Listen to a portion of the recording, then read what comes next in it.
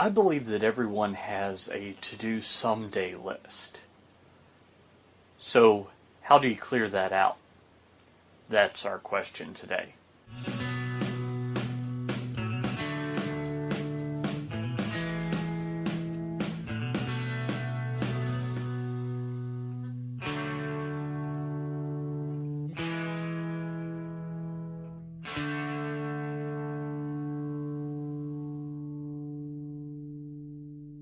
Hi, I'm Paul Allen Clifford from Trinity Digital Media, and I don't know about you, but I had, for the longest time, a list of things in the back of my head that I wanted to someday accomplish.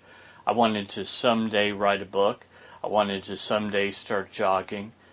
I wanted to someday start recording updates and videos for YouTube.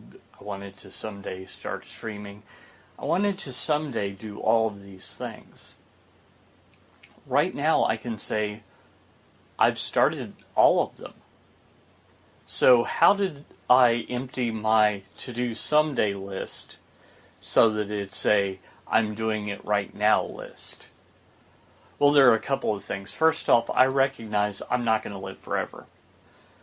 I know everyone knows they're not going to live forever, but stop and think about all the people that you know who thought they had more time than they did.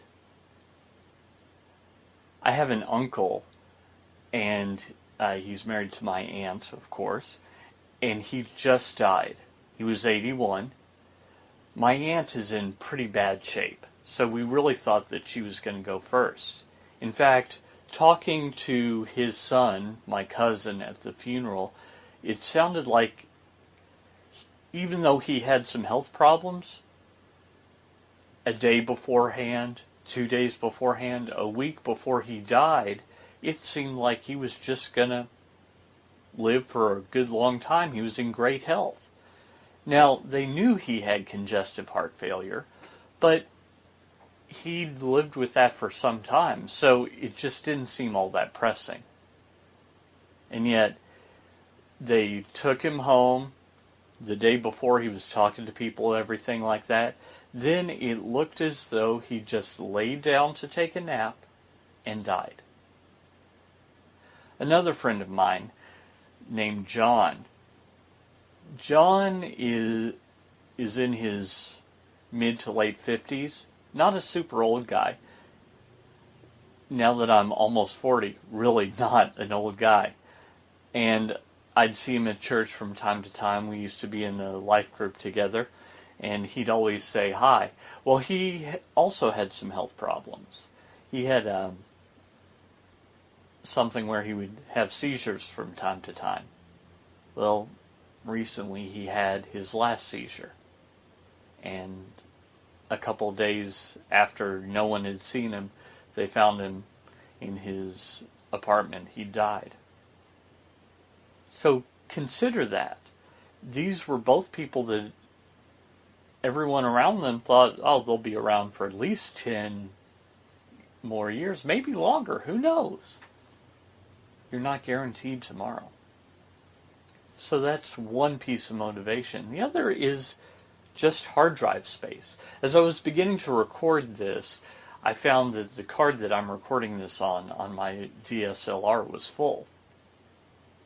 So I dumped a bunch of pictures from a family vacation onto the hard drive of my laptop, and it is telling me right now that it's almost full.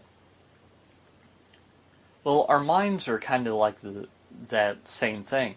We've got only so much space, and when you always have something in there, it takes up space from doing other things.